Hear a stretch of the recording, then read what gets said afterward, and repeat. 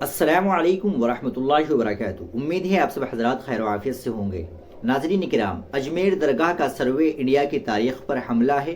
گزشتہ ہفتے ہی انڈیا کی ریاست راجستھان میں درگاہ اجمیر پر خواجہ معین الدین چشتی کا 1813واں سالانہ عرس اختتام پذیر ہوا ہے، جس میں نہ صرف ملک بھر سے بلکہ بیرون ملک سے لاکھوں زائرین شریک تھے، اور اس دوران پورا علاقہ روحانیت اور تصوف کے رنگ میں ڈوبا ہوا تھا۔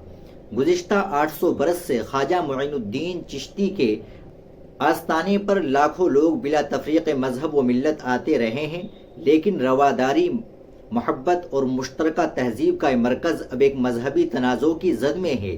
انڈیا میں کئی تاریخی مساجد کے بعد اب اجمیر کی درگاہ پر بھی ہندو مندر ہونے کا دعویٰ کیا گیا ہے، اور اس سلسلے میں دائیں بازو کی ایک سخت گیر ہندو تنظیم ہندو سینا کے صدر وشنو گپتا نے خواجہ معین الدین چشتی کی درگاہ کے خلاف دائر مقدمے میں یہ دعویٰ کیا ہے کہ یہ درگاہ بھگوان شیو کے مندر کو توڑ کر اس کی جگہ بنائی گئی تھی۔ انہوں نے اجمیر کی ذیلی عدالت سے درخواست کی ہے کہ اسے سنکٹ موچن مہادیو مندر قرار دیا جائے۔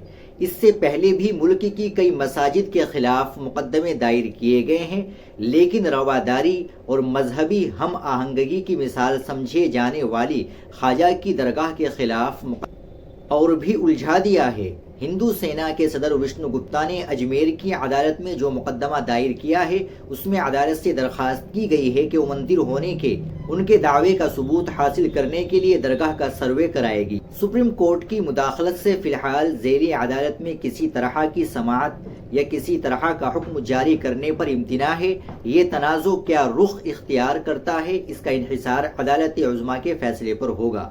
ناظرین کرام، آپ اس سلسلے میں کیا کہنا چاہیں گے کمنٹ باکس میں ضرور بتا دیں۔ ویڈیو کو لائک اور شیئر ضرور کر دیں، چینل کو بھی سبسکرائب کر لیں۔ ملتے ہیں انشاءاللہ اگلی ویڈیو میں۔ السلام علیکم ورحمۃ اللہ وبرکاتہ۔